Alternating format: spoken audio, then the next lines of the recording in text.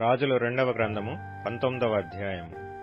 హిజ్కియా విని తన బట్టలు చింపుకొని గోనెపట్ట కట్టుకొని యెహోవా మందిరమునకు పోయి గృహ నిర్వాహకుడగు ఎల్యాకీమును, శాస్త్రి షబ్నాను, యాజకులలో పెద్దలను, ఆమోజు కుమారుడును ప్రవక్తయునైన యెషయా యొద్దకు పంపెను.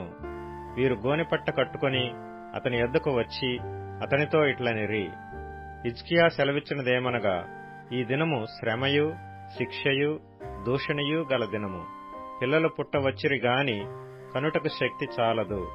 జీవము గల దేవుని దూషించుటకై అష్షూరు రాజైన తన యజమానుని చేత పంపబడిన రబ్షాకే పలికిన మాటలన్నీయు నీ దేవుడైన యెహోవా ఒకవేళ ఆలకించి నీ దేవుడైన యెహోవాకు వినబడియున్న ఆ మాటలను బట్టి ఆయన అష్షూరు రాజును గద్దించునేమో. కాబట్టి నిలిచిన శేషము కొరకు నీవు హెచ్చుగా ప్రార్థన చేయుము. రాజైన హిజ్కియా సేవకులు యెషయా యొద్దకు రాగా యెషయా వారితో ఇట్లనెను: మీ యజమానునికి ఈ మాట తెలియజేయుడి. యెహోవా సెలవిచ్చినదేమనగా, అష్షూరు రాజు పనివారు నన్ను దూషింపగా నీవు వినిన మాటలకు భయపడవద్దు. అతనిలో ఒక ఆత్మను నేను పుట్టింతును. అతడు వదంతి విని తన దేశమునకు వెళ్లిపోవును. తన దేశమందు కత్తిచేత అతని కూలచేయుదును. అష్షూరు రాజు లాకీషు పట్టణమును విడిచి వెళ్లి లిబ్నా మీద యుద్ధము చేయుచుండగా రబ్షాకే పోయి అతని కలిసికొనెను.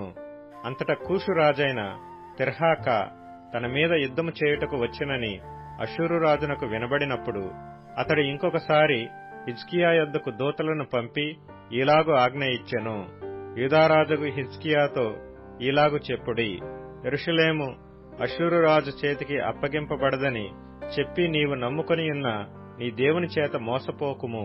ఇదిగో, అష్షూరు రాజులు సకల దేశములను బొత్తిగా నశింపజేసిన సంగతి నీకు వినబడినది గదా. నీవు మాత్రము తప్పించుకొందువా? నా పితరులు నిర్మూలము చేసిన గోజానువారు గాని, హారానువారు గాని, రెజెపులు గాని, తెలశ్శారులో నుండిన ఎదనీయులు గాని తమ దేవతల సహాయము వలన తప్పించుకొనిరా? హమాతు రాజు ఏమాయను, అర్పాదు రాజును, సెపర్వయీము, హేన, ఇవ్వా అను పట్టణముల రాజులను ఏమైరి?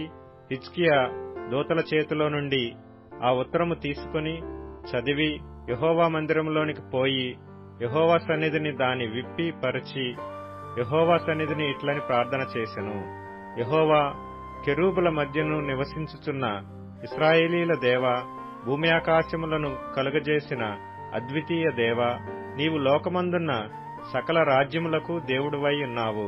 యెహోవా, చెవియొగ్గి ఆలకింపుము. యెహోవా, కన్నులు తెరచి దృష్టించుము. జీవము గల దేవుడువైన నిన్ను దూషించుటకై సన్హెరీబు పంపిన వాని మాటలను చెవినిబెట్టుము. యెహోవా, అష్షూరు రాజులు ఆ జనములను వారి దేశములను పాడుచేసి వారి దేవతలను అగ్నిలో వేసినది నిజమే. ఆ రాజ్యముల దేవతలు నిజమైన దేవుండ్లు కాక మనుషుల చేత చేయబడిన కర్రలు రాళ్లే గనుక వారు వారిని నిర్మూలము చేసిరి. యెహోవా మా దేవా, లోకమందున్న సమస్త జనులు నీవే నిజముగా అద్వితీయ దేవుడువైన యెహోవావని తెలుసుకొనున్నట్లుగా అతని చేతిలో నుండి మమ్మను రక్షించుము. అంతటా ఆమోజు కుమారుడైన యెషయా హిజ్కియా యొద్దకు ఈ వర్తమానము పంపెను: ఇశ్రాయేలీల దేవుడగు యెహోవా సెలవిచ్చినదేమనగా, అష్షూరు రాజైన సన్హెరీబు విషయమందు నీవు నా ఎదుట చేసిన ప్రార్థన నేను అంగీకరించియున్నాను. అతని గూర్చి యెహోవా సెలవిచ్చు మాట ఏదనగా, సియోను కుమారి అయిన కన్యక నిన్ను దూషణ చేయుచున్నది, నిన్ను అపహాస్యము చేయుచున్నది. యెరూషలేము కుమారి నిన్ను చూచి తల ఊచుచున్నది.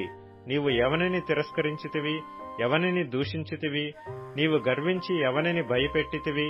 ఇశ్రాయేలీల పరిశుద్ధ దేవునినే గదా. నీ దూతల చేత యెహోవాను తిరస్కరించి పలికించిన మాటలు ఇవే గదా. నా రథముల సముదాయముతో నేను పర్వత శిఖరములకును లెబానోను పార్శ్వములకును ఎక్కియున్నాను. ఎత్తుగల దాని దేవదారు వృక్షములను, శ్రేష్టమైన సరళ వృక్షములను నరికివేసియున్నాను.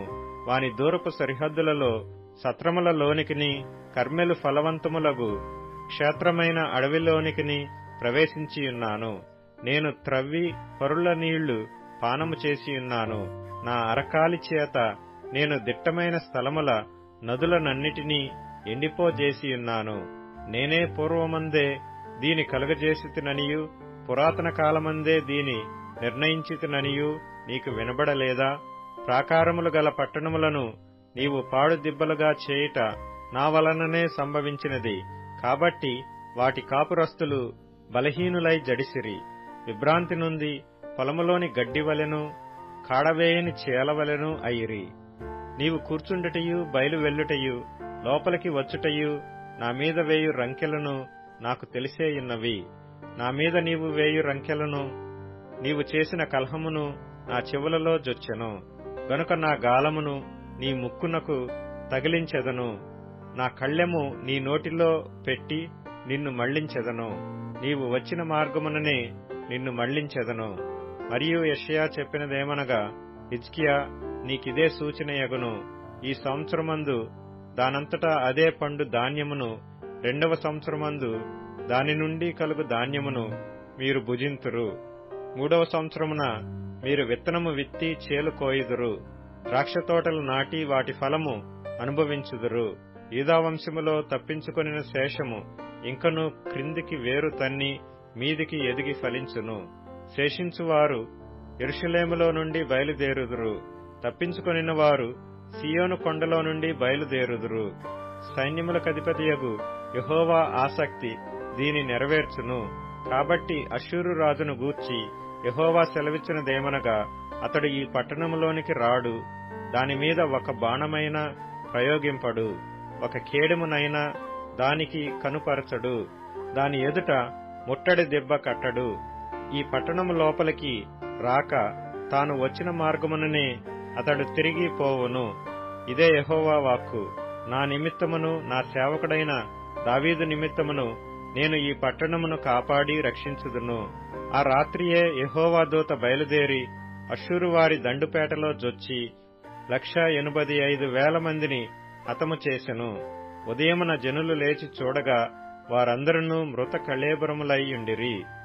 అష్షూరు రాజైన సన్హెరీబు తిరిగిపోయి నీనెవే పట్టణమునకు వచ్చి నివసించిన తరువాత అతడు నిస్రోకు అను తన దేవత మందిరమందు మ్రొక్కుచుండగా అతని కుమారులైన అద్రెమ్మెలకును షెరెజెరును ఖడ్గముతో అతని చంపి అరారాతు దేశములోనికి తప్పించుకొని పోయిరి. అప్పుడు అతని కుమారుడైన ఏసర్హద్దోను అతనికి మారుగా రాజాయెను.